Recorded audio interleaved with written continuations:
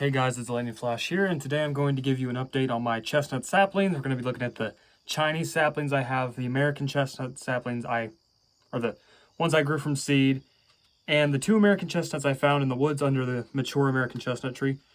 So, we're going to get into that. Yeah, I've decided I'm not going to shave for a while, so maybe grow out a goatee beard thing. I don't know, I guess a new look. Hope you like the new white hat. Okay guys, let's get into it. Alright guys, so we are going to start out with these. These are Chinese chestnut trees I got from the mountains of West Virginia. The genetics of these trees are very good. These trees have like nuts, or the parent tree had nuts that are like this big. So I'm hoping these carry on those genetics. It's still in a very tiny pot because I have not had time to put it in anything else, but it's still growing good. I'll probably get these in the ground this fall. But it's growing great. I mean, it's very healthy looking. Here's another one I have growing in a very small container because these I got up from the taproot. I just pulled them up out of the ground because I needed to transport. Well, this one I dug up. This one I pulled up. This one right here was dug up. This one got dry one day, so a couple of the leaves fell off, but it's still alive. I might water it in. Obviously, it's grass in here. I got to remove that.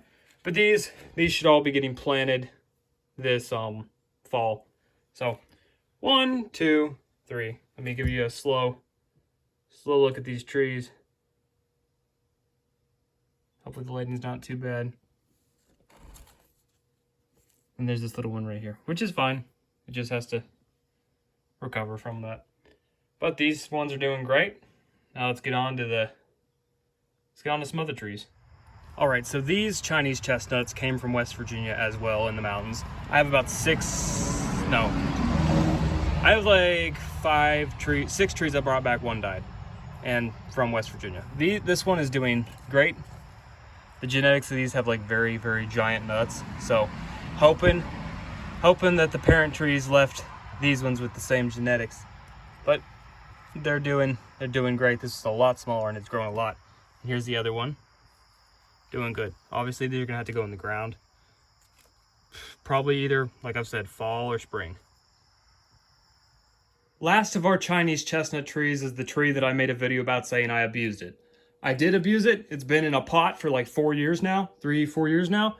Hasn't grown a super amount, but I moved it to a slightly bigger pot. This will get planted soon. This will be one of the first ones I plant. The leaves have not gotten very big because it is definitely root locked. It's just a typical, maybe Chinese hybrid.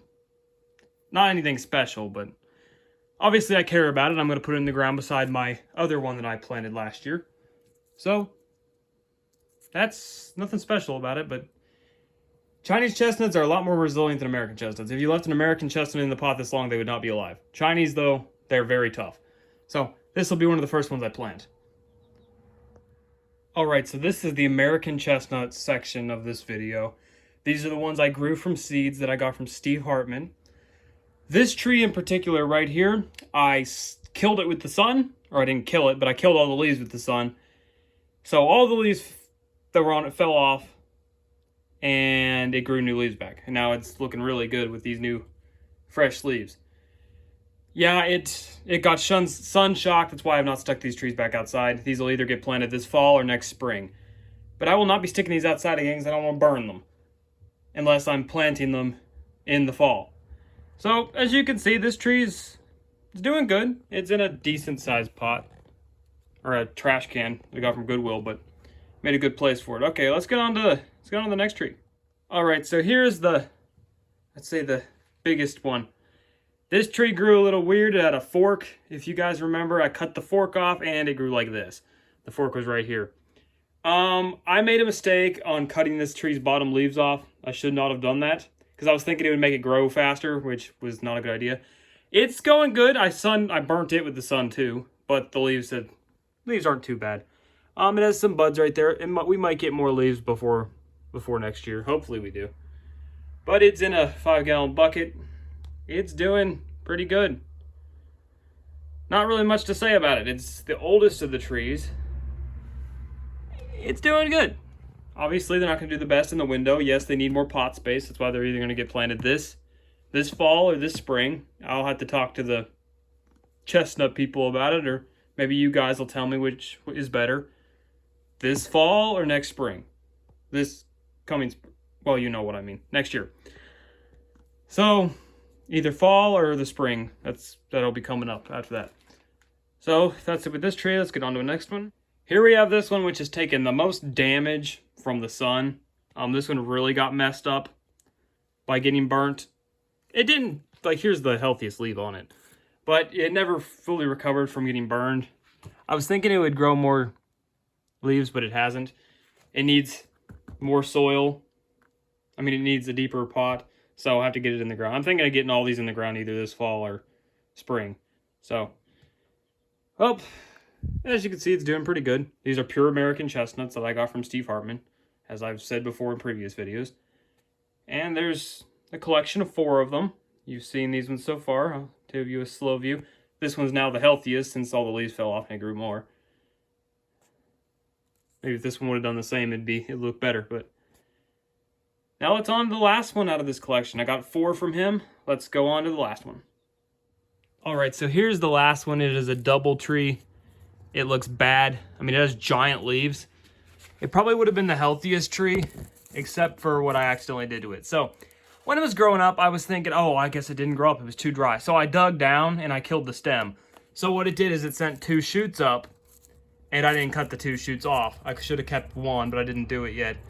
I'm going to cut one side off.